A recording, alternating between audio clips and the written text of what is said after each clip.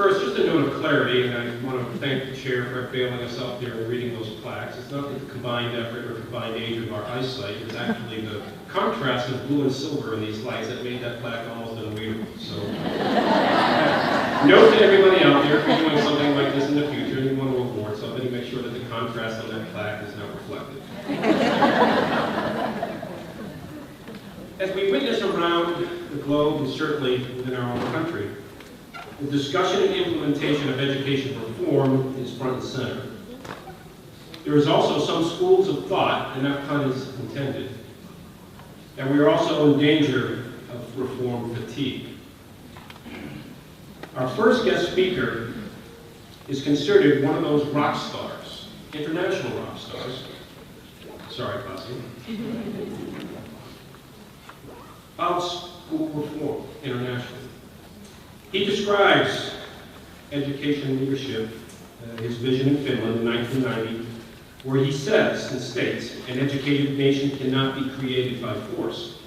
Teachers, students, and principals must be heard. We are creating a new culture of education, and there is no way and no turning back. Basic to this new culture is the cultivation of trust between education leadership and schools. You have his bio in your program. Please read it. It is our esteemed privilege and pleasure and honor to have Pasi with us today. Please help me welcome him. Come on in. Aloha.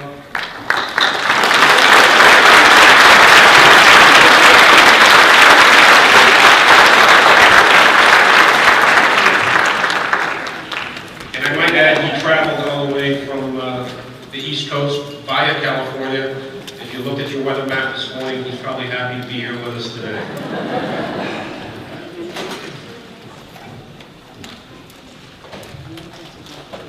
Good morning. Aloha. How are you? It's wonderful to be here.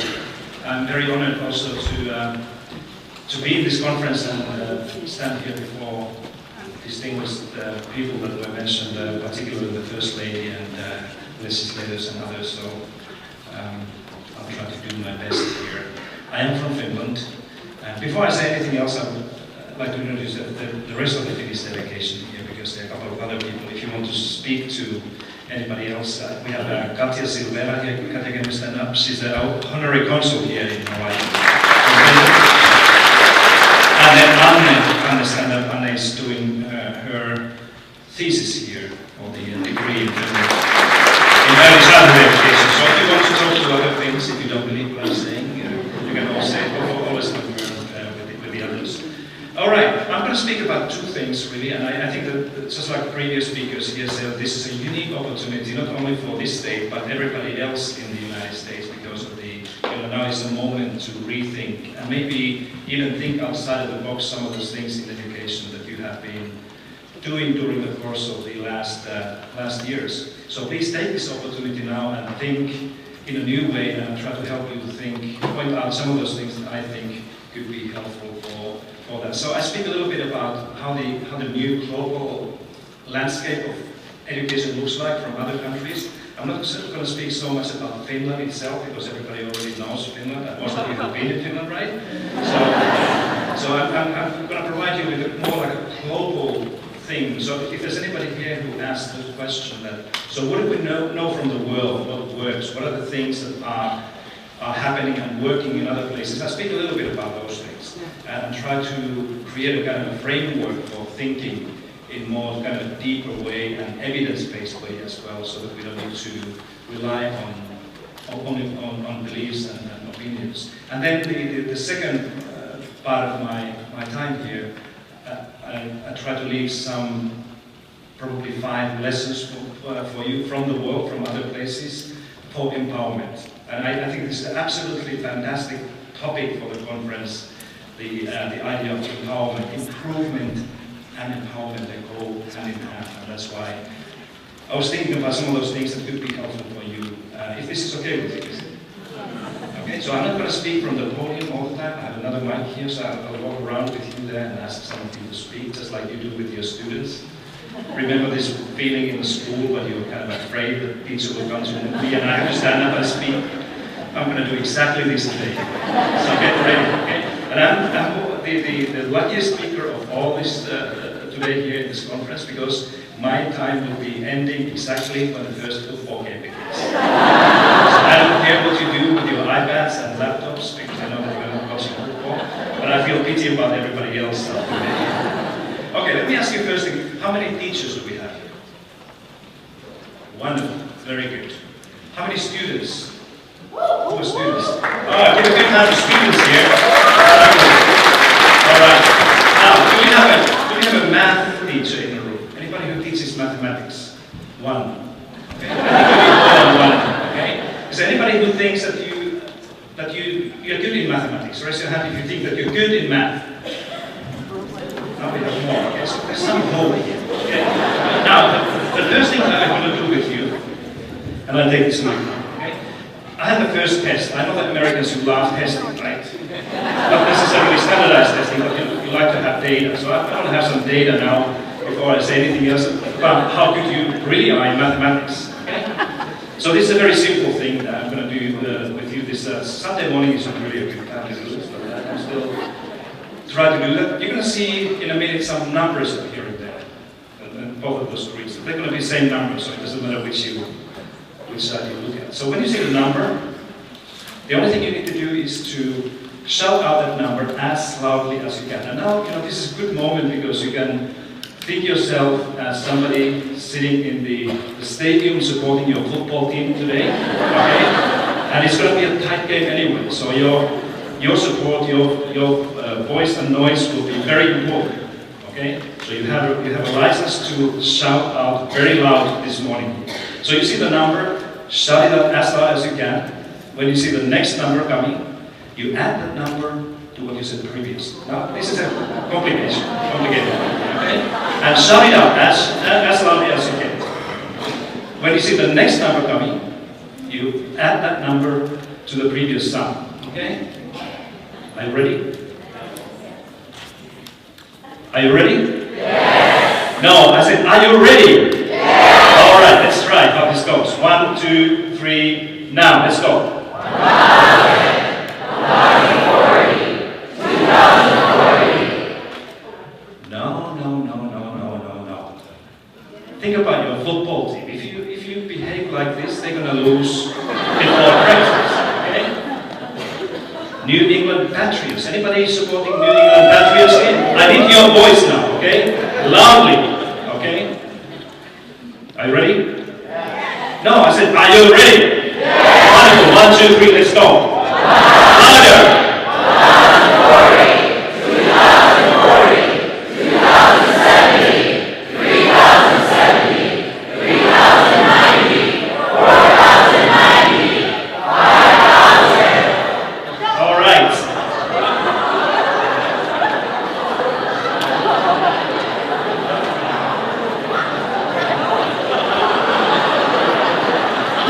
People. How many of you think that you're good in mathematics? Raise your hand. There's only one math teacher there. Okay, I'll give you a moment so that you can really do your arithmetics there. This is an elementary school math, right? Now, how many of you said 5,000? Raise your hand, honestly. Now look around. It's only for those who said 5,000. Look around. Keep your hand up. Look around so you're not alone. Okay? Now, what's going on here? So that some people are still counting, so take your time. If you follow me on Twitter, I'm going to tweet you this page so that you can go home and ask your husband or wife to, or if you have primary school kids at home, they are very good in this. They can tell you what it is. 4,100. So what happened here? Any ideas?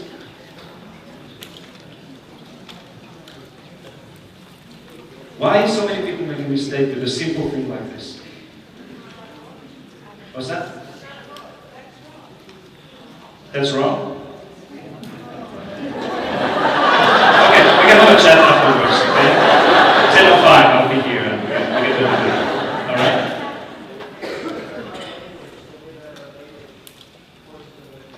Are you talking about English language? Or? It's the same in Finnish. I do this in Finland all the time, and Finnish people are not smarter than you.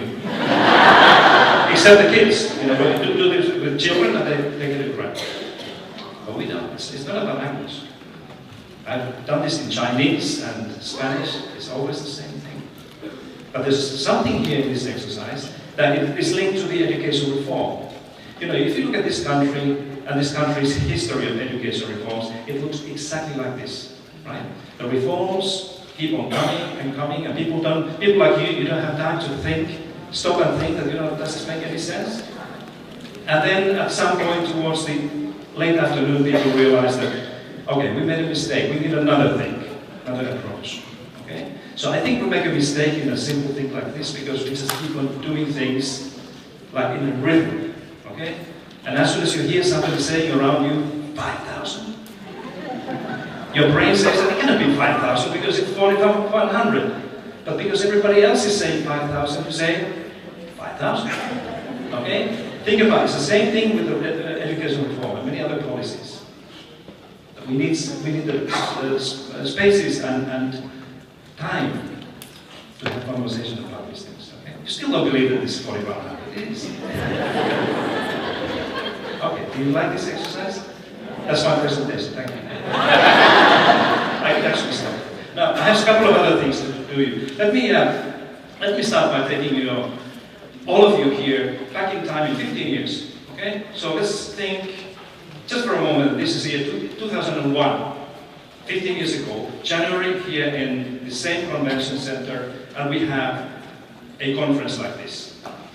So you are here, but this is year 2001. And what you see here is your unknown uncle from Finland. I am your uncle. And I'm not just any uncle, but I'm your very, very, very, very wealthy uncle from Finland. Okay? And I'm going to ask you now one thing, seriously, that I have so much money in my pocket that I can take all of you, many of you, around the world, anywhere you want to go, for a week, first class, 5-star hotel, all the expenses covered. But you have to justify your travel by telling me why you think that that place where you go would help you to get empowered, find new ideas, innovations, new solutions to the education things that you have in mind. Now think, 15 years ago, the world was different, okay? The world of education was different. So I'm going to give you just a moment to think about this. Where would you go with my money for a week? If you can go one place, and if you're going to go several places, I want to hear what is the first stop where you go, okay? And then think about, why do I think that place would be helpful for me, professionally? Are you with me? Are you with me? Yeah, you know, okay, good. I'll give you 1 minute, think for a moment, turn to the person next to you and say, I would like to go there because I would be likely to find these things, okay? 1 minute, very quick.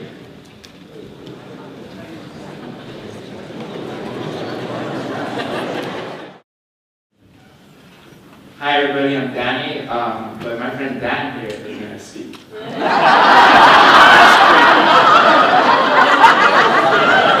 It's a surprise to me. Right. So our answer is, it's a smart answer. Finland, find this guy. Oh, what's that one? Oh, we would, if we knew the future, we would then go to a place that would not have a good time, maybe Iran or Iraq, and then sort of see the hard way what works and what doesn't. Right. Oh, thank you so much. Regarding the first one, the first choice, thank you so much for being polite and saying Finland, but I can tell you one thing, it's a wrong answer. Because Finland didn't exist in the year 2001. It was not in the map of education at all. Yeah? You heard me right. You want me to repeat this, okay? We didn't exist in the year 2001. You can ask Katja, our counsel here, if you want to have a kind of official confirmation that Finland's story started a little bit later. Second one, where would you go? My name is Brenda, and I would go to Havana, Cuba. And why? Because they have a 99% literacy rate, and I want to know how they do it. Then I would go to Norway. Good. Okay. Thank you so much. Who would like to join her to Cuba, Havana? Okay, me too. I want to go. Okay. How about Norway? Okay. Is there anybody who would like to go to Sweden? Get out of here. This is an education conference. Okay, one more thing. Anybody who would like to speak? Okay, I'll take you and then we continue. Where would you go? I would have gone to Australia because they were some of the early implementers of one-to-one technology, and I was interested in whether technology would have improved education. Thank you so much. Australia, who would like to go to Australia? Raise your hand. Okay, look around. New Zealand.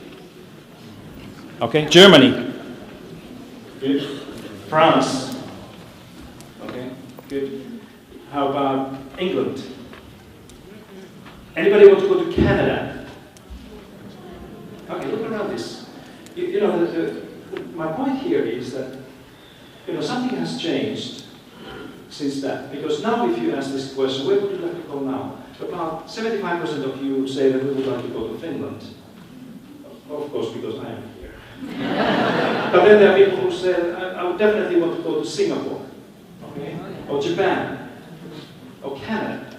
Many people would like to go to Canada. So something has happened, and I'm going to tell you what. Those of you who have been in the business of education long enough, like if you were teaching in 2001, or you did other things in education, you probably remember that was a year when, that was a time when we heard a lot about the organization called Organization for Economic Cooperation and Development, or OECD. Have you heard about OECD? And you probably heard also in a conference like this that the OECD had just completed collecting data for the first time ever for the thing called PISA, Program for International Student Assessment, where the United States was taking part, Canada, Mexico, Finland, and 31 or 2 other countries. Okay? And we knew also, we would have heard in a conference like this, that later this year, in 2001, the OECD is going to publish the results. In a study that was looking at what the 15-year-olds here in America and Finland and other countries can do with what they have learned in math and reading and science in school. So it was a new type of study that was not comparing what kids remember or how they master the curriculum, but what they can do with the knowledge that they have learned in school. So they were excited about this. Who's going to be the winner or the winners of this new study? And I can tell you one thing, there were many candidates in conferences like this, people from Germany and France and Norway and Sweden and Denmark and England. Many of them would have said that, I think that my country will be there in the very top of the international ranking because we have done so much with our education reform and spent a lot of money. But there was one country that didn't have any such expectations, and that was Finland. Because we said to ourselves that, as long as we are better than Sweden, anything goes.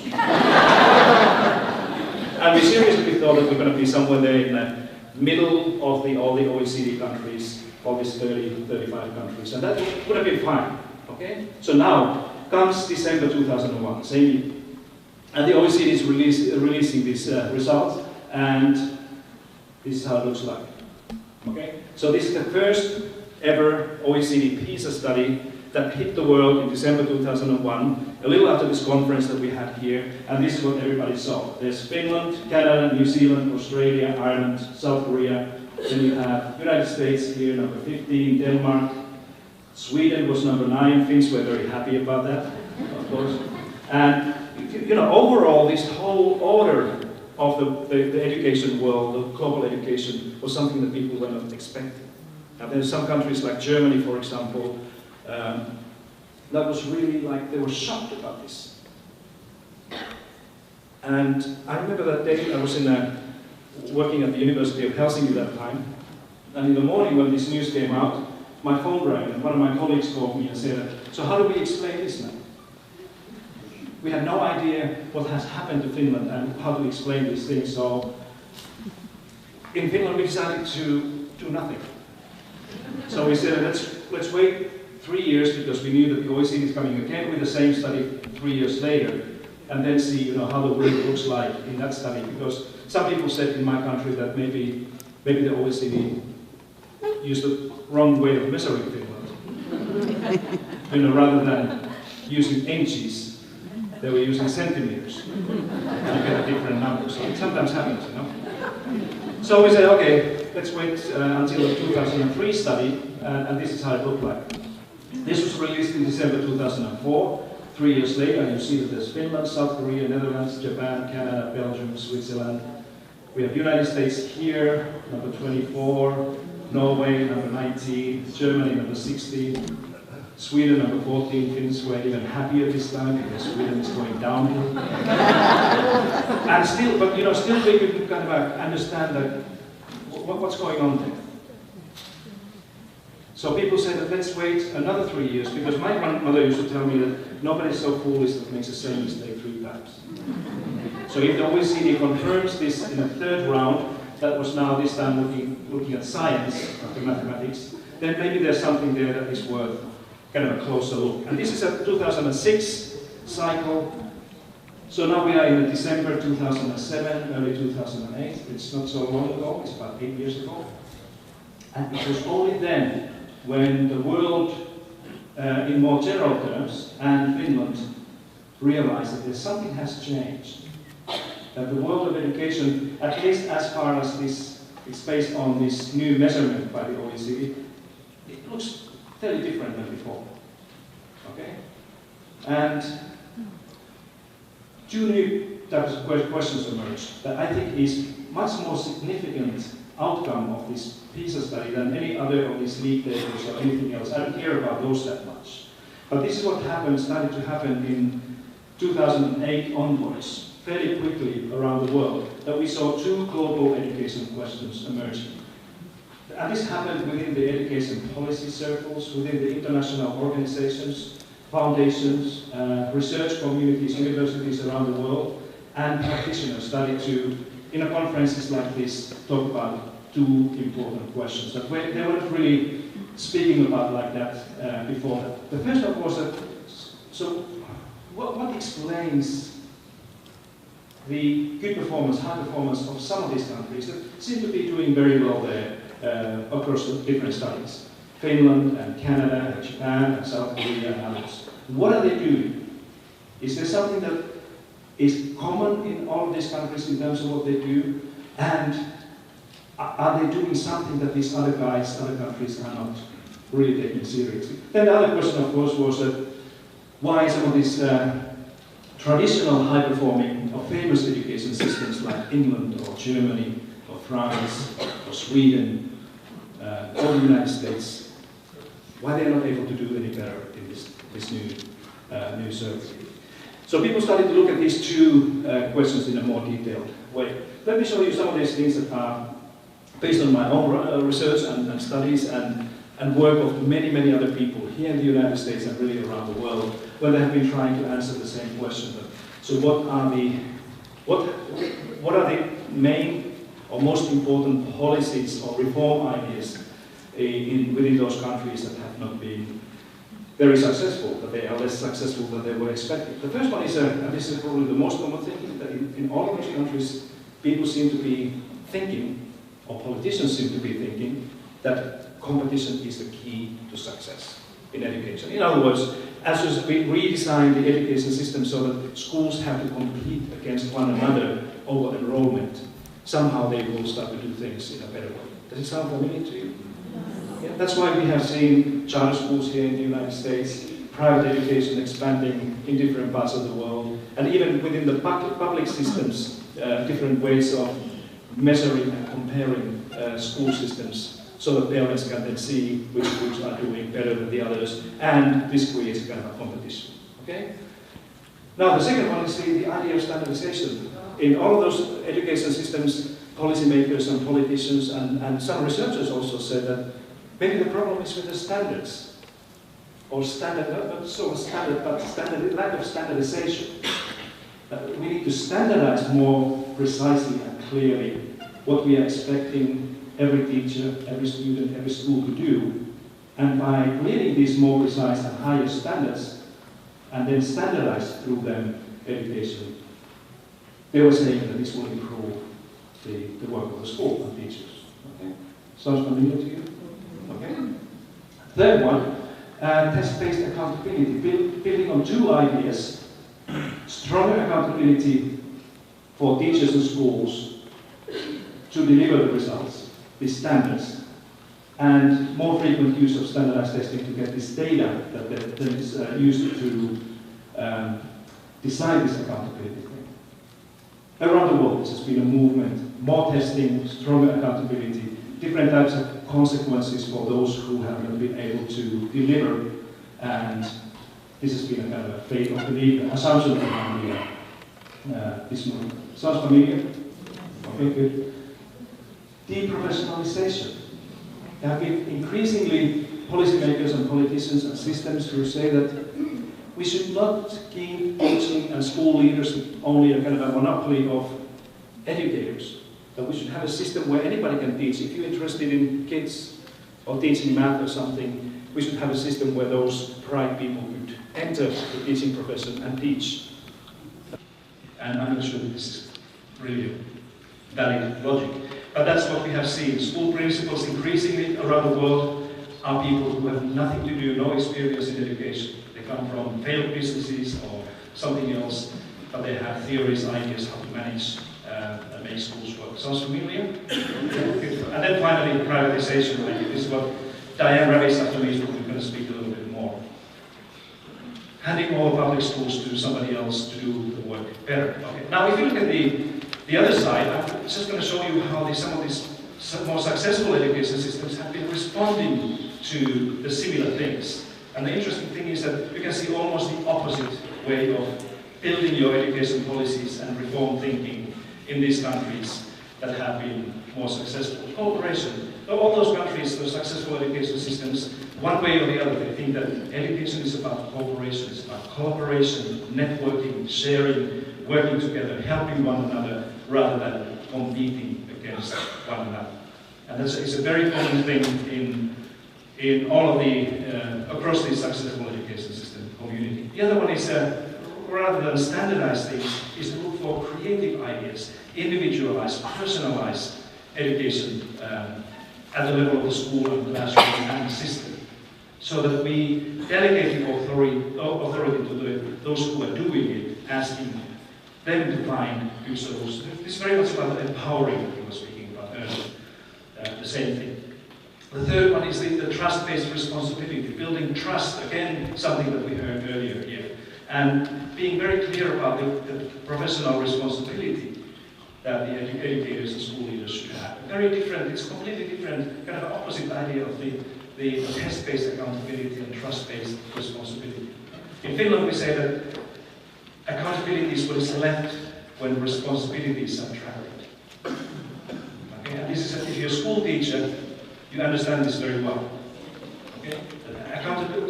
The stronger accountability will eat this entire responsibility away from your work, and you do things in a different way. Then we have the professionalization, a very strong feature of all of these high-performing education systems, where teachers' education has been elevated and upgraded to academic research universities, to higher advanced degrees, and only those people who have those degrees are allowed to teach. And the same thing with the school leadership, school principals across the board, a really clear trend. And then the thing called equity in education, focusing on equity and driving education improvement through equity. I speak a little bit more about this equity because it's something that means different things for different people. And when you speak about equity in education here in Hawaii, I think the first thing you need to do is to make sure that everybody understands what we're talking about, because it's not an easy thing. Now, this is what I call this a germ, or global educational reform movement, because it really has behaved like a virus. You know, it's spread around the world, and it travels with the consultants and companies like Pearson and McKinsey and others. They go around the world and they infect the education systems and people there, and then you get sick. And then the Finnish way, or if you don't like Finland, you can say that the fourth way, as some people call it, next generation of change, thinking about change. Now, this is how the germ virus has spread this year. You know, it all started in England in the 1980s, like many bad ideas. Sorry, my British English. Went to North America, Australia, New Zealand, and then finally throughout the world. So my estimate is that this is how the world looks right now in terms of the germ infection. I have been in all these places, so this is my experience about what the situation is. And now we want to do something to improve these things. We have to change things very quickly. Now, what about technology? I didn't say anything about technology. Do you think that technology will be a saving grace in education? Some people say yes, some people say no. I think we need to be very careful with that, right? Don't believe everything you hear about technology. If you don't believe that, take a look at this little clip over here.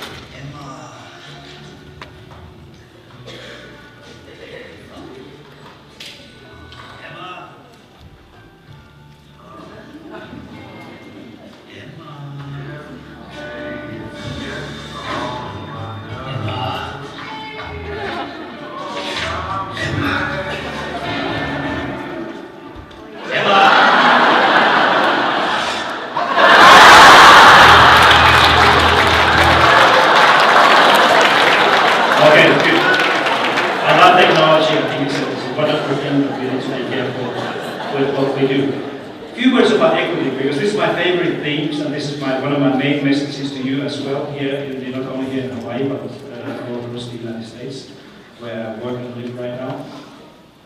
First of all, the equity here, when I speak about equity, I'm simply meaning that the kind of how strong is the relationship between children's family background and their success or failure in the school system. So if you look at the school system, like here in Hawaii or in Finland, if you have a situation where the family background of the child explains very strongly what happens to them in the school, whether they are doing well or not, then we have an issue with equity. We have less equity there in the system.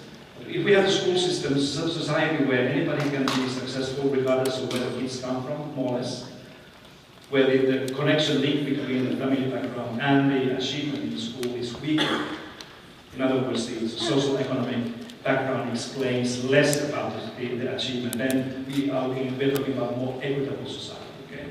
And now, what we haven't done too much until now, very recently, is to look at how the different education systems do in terms of equity. You always see these league tables where United States is 27 or 15 or something like this, but you rarely or never see how America is doing in terms of equity, right? So let me show you some of these things. So this is how the graph will look like. So this is the achievement scale here, math, reading, science combined in the international studies, and this is the equity thing. So when the countries are moving from left to right here, the equity increases. So they become more and more equitable when they move from left to right. Are you with me? Okay, good. So if this is the average of these two variables, then of course this space here is something where nobody would like to be. This is where you have issues with both equity and quality. This is where you have higher academic achievements, but you have issue with equity. In other words, in this society, this education systems, the family background, the home is really explaining a lot of the achievement and learning. This is where equity is strong, but quality is weaker. And this green zone, this one is where everybody would like to be, right? Okay, so let me take this away and ask you another question. Where do you think the United States is? America. If there was a thing called American education system, the tricky thing, of course, is that there's no such thing as American school system. Because we have 50 states and 15,000 districts and 100,000 schools, and they have a lot of freedom and autonomy to do things in different ways. So, but this is how people see these treaties. So, where would America be? Somewhere here? Here? How many of you think that America would be there in the red zone? Raise your hand if you think that's where America is. In the red zone, here. Okay, some of you. Now, let me show you this. This is where the United States is. Yeah. You surprised? Most people are, because this is not a bad thing. It's not great either. But those people who say that public education system here in America is rotten and collapsing and horrible and awful, they don't know what they're talking about. And then they're not talking about evidence that the international data that compares America to other countries is showing. Okay? This is Australia and England or UK. So now, those people who want to do fast conclusions like this 4100 type of things, you conclude that if you speak English in your country, you're average. And the next conclusion is that learn another language to do better, right? Seriously, that would be a great thing to do, to insist that every child has an opportunity and access to learn another language, whatever it is, okay? Because if you do that, you're like Canada. Look at Canada here. Canada is doing so well because of the strong equity here and high quality that I'm often saying that Canada is in heaven. Do you have any Canadians in the room here? Now everybody wants to be Canada. There's one Canadian right there. I often hear people saying that the world needs more Canada, but it's particularly true in education. Canada is doing very, very well.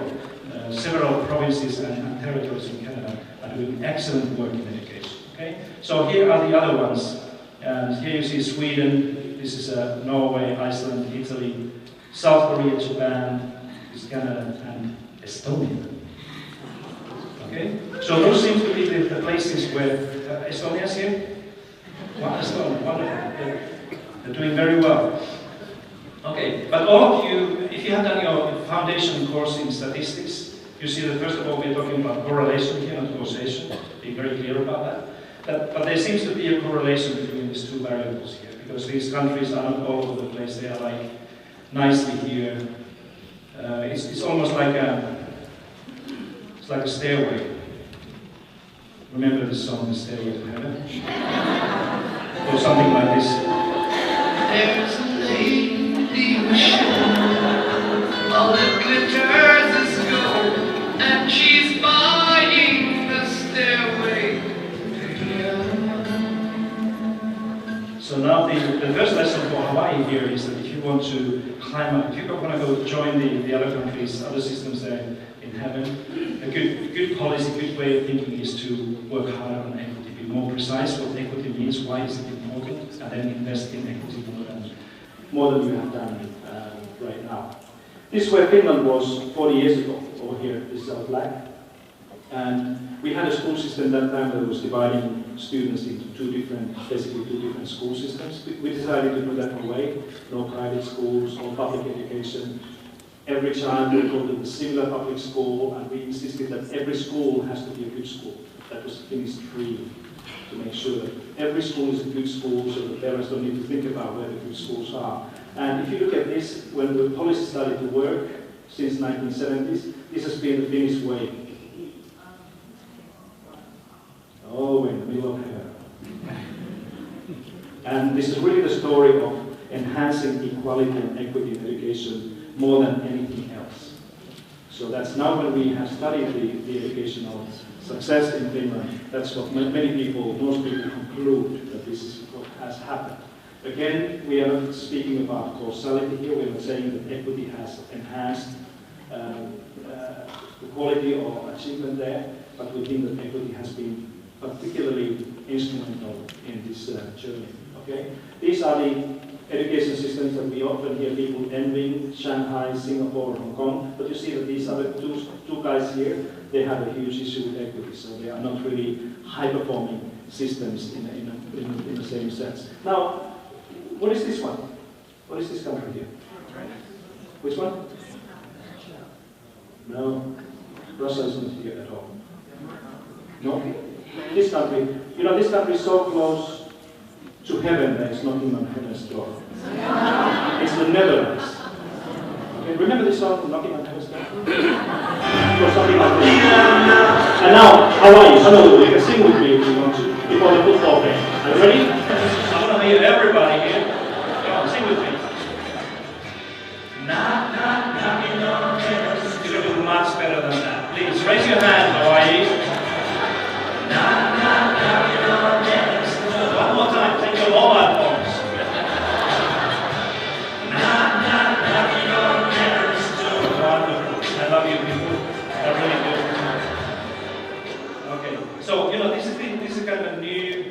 picture that we have now about the global performance, very different than we had in 2001 or even 5 years ago, because now we know much more about what has made some of these countries, these education systems here, perform as they do. Okay? It may be that we will learn much more about something else in the future, that at least as it is now, this is how the picture looks like. And let me conclude here now by leaving you with 5 lessons. 5 things that I think would help you to empower your public school system here in Hawaii and beyond.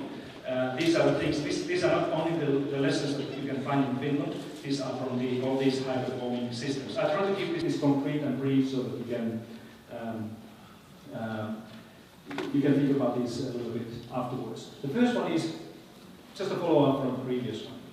I think it's very important here that you work harder, also in terms of investing attention and resources in equity, not just in excellence. I think the American education policy discourse is too much dominated by the excellence, the kind of quality side. It's important, but you are undermining the importance of equity. And in many education policy discussions that I have been part of here across the United States, people don't really understand what they're talking about when they talk about equity. I think it's extremely important to define this equity clearly and then see what makes your system more equitable. It's early childhood, it's healthcare and well-being services in the school, it's a broad-based, whole-child-based curriculum approach there, and many other things.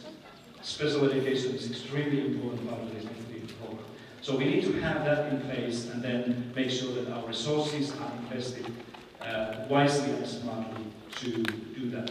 And we know from the OECD global statistics that the most successful education systems are those that do exactly this, that they keep the excellence and equity in the policy agenda together, like an equal partners. Then the other one is that invest in teams, not just in individuals. This is another one that here in the United States, when I listen to and engage in education improvement conversations, that I hear much more about improving people, building human capital within education, improving teachers and leaders, and much less about investing in teams, groups. This is a discourse about building social capital together with the human capital.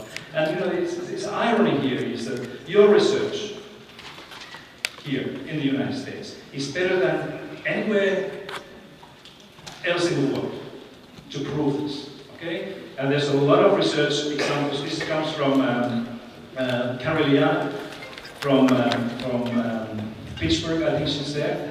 And she found in a huge study that they did in a public school system in New York and I think in Philadelphia, that the low ability teachers perform as well as teachers of average ability if they have strong social capital in their school. So what the research has said, that when we are investing in teams, helping teachers to work together, not alone or against one another, then all the teachers will be kind of empowered to do more. And this is exactly about empowerment. So if you believe in research, it means that we need to shift some of the focus and resources from improving individuals, building human capital, to enhance social capital and teams in our schools. A very important thing, again, that's something that all the successful education systems, Shanghai, Singapore, Finland, Japan, Canada, we all have done this systematically already for many, many years. Then the third one is to let the children play. You know, there's one thing that breaks my heart here in this wonderful country called America. It's exactly this, that I see more and more schools where children do not really have time and opportunity to play anymore. And I can tell you one thing, that play is one of the most powerful things to empower people. So when we empower our children, they will empower adults, teachers, and others in the school. Okay? But what can you do? You cannot just increase play by telling kids that please play. We adults, we have to do something. We have to remove those obstacles that they now have in many schools here in America so that they cannot play. What we have done in Finland, for example, already for many, many years, is that we have scheduled every school, everywhere, every class classroom in Finland is scheduled like this. That you have 45 minutes, for example, time to teach whatever you teach, and then children have 15 minutes time to play, do whatever they want to do. And remember, we do this in Finland, where the weather is not very polite to do that, but we still insist that kids go out during this 15-minute break. They put the things on and go out and play. It's an unstructured time for kids to do, learn to play and empower themselves through the play. School days are fairly brief, as you see here, and we have a very light homework policy as well, simply because we think that play is a children's work. That's what they have been designed to do, not homework or sitting in school. So what you can do here in your own state or in your own schools, just ask yourselves whether you have a system that allows every single child time to do what they need to do during the day, play, encourage this thing. If you don't, then you can restructure and reschedule the time. There are many schools now in America that are doing exactly this, inspired by Finland and other places where the play and recess is seen as a very important educational element of the schooling. Okay? Build on available innovation, not only creating new ones. And this, you heard earlier people speaking about referring to innovation. I want to just make sure that we understand clearly what we are talking about. What I'm talking about here in my fourth recommendation for you is that there's so many great educational innovations and ideas designed already, right? That doesn't make any sense to invest billions and billions to invent yet another idea that nobody is using. And most of those great education innovations are American ideas. They're not Finnish or Canadian or German or Swedish ideas. They are American innovations. And me as a visitor and guest here in this wonderful country, I'm always asking myself, why do you do that? Why don't you, use those ideas that have made other countries great, like Finland and Canada? But you just try to innovate even more. Okay? Let me tell you a true story from last year. Last spring, I was invited to speak in a conference, and I arrived in the conference a little bit late, so the participants had already come to the room from luncheon. So his organizers asked me to go to the restaurant and eat before I speak. Very nice thing to do, by the way. So I went there, and soon when I was seated, I was alone there, another person came there, and it was this man. Do you recognize him? Who is he? It's George Pataki. Yeah? Yeah? I had a lunch with George Pataki there. Of course, I didn't, just like you, I didn't really recognize who this man was, but I knew that he was speaking in the same conference with me, so we started to have a conversation. So I asked him, after hearing his name, tell me what do you think about American school system? And he gave me without a breath, about 3 minutes opinion about how bad and horrible and awful American school system is, including having too many bad teachers and lousy principals and low-performing schools. That I didn't know what to say. Okay? And then he asked me that, what do you think about American schools? Because he knew that I was teaching at Harvard. And I said, well, if there's any moment, this is it, not to answer this question. So I said to George, there's so many things I don't understand here in America, and in your school system, that I would rather not answer this question. And he said, so what it is that you don't understand here, he said. And I said, among many things, one of those is that there's so many great education innovations and ideas made here in America through your research and practitioners and professors and institutions that we have used in Finland to make our system great. And people have done the same in Singapore and Canada and many other countries, but you are not doing that. I cannot see those things in your education legislation or policies or anything like this. And George was eating his lunch, and then all of a sudden he turned to me and said, Pasi, I need another exam, third exam. And then something in my mind said that, I'm talking to a businessman, somebody who has been running the state of New York for 3 terms, probably a very, very wealthy guy. So something in my mind said, now say this. So I said, George, I give you 2 examples for free. The third one will cost you a lot of money. Okay? And then he looked at me seriously. He looked at me and said, you know, I'm going to run for the president here. And nobody knew that before because he just announced it on the same day. And he said, if I'm going to make it all the way to the Washington D.C. to the White House, can I give you a call? I said, sure, George. I can be your advisor if you need. So, if you haven't decided your mind yet in a Republican presidential race and you have anything to do, please help me to get to the White House. But I think George is gone.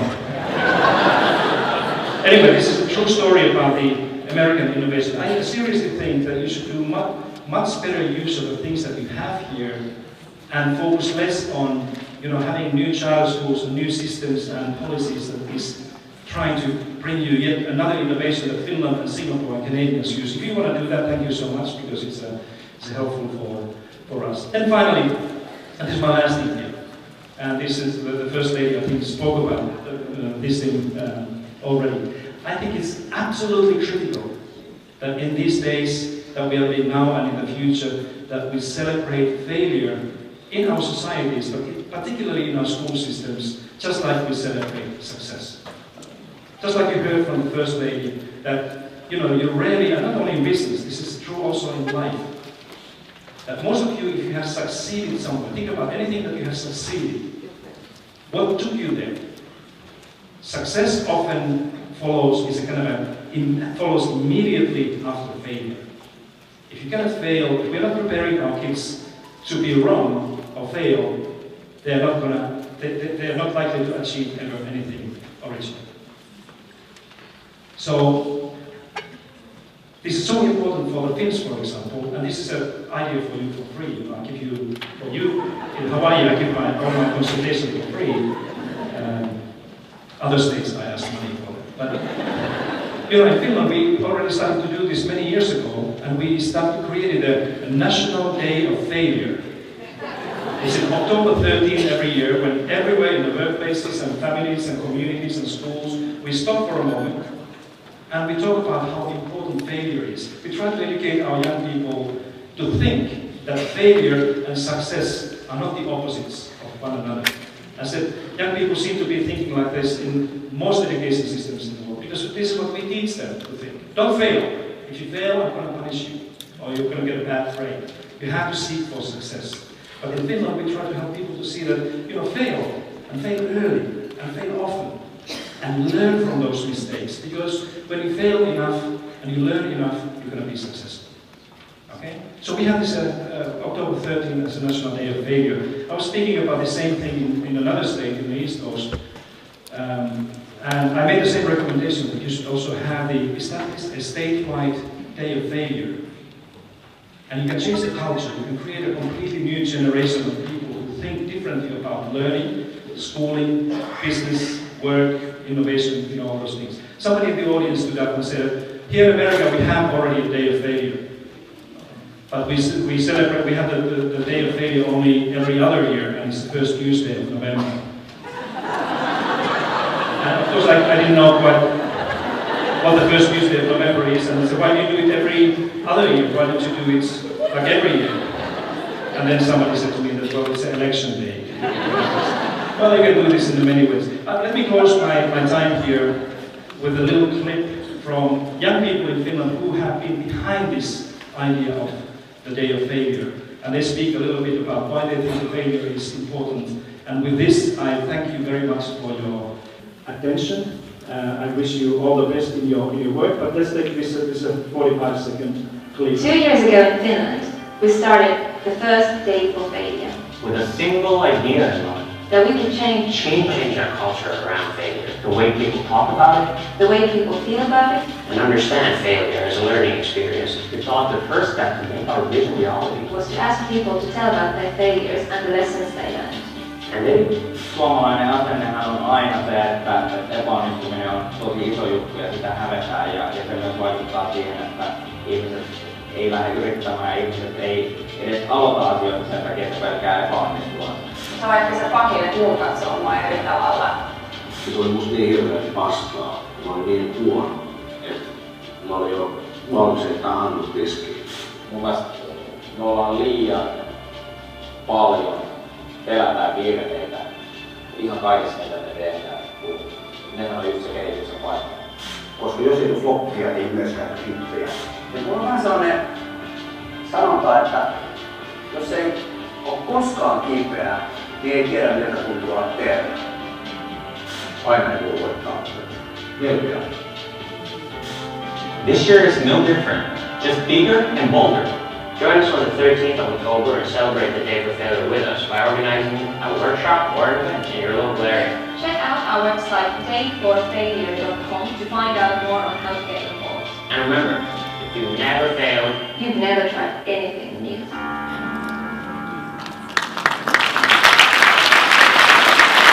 Thank you so much.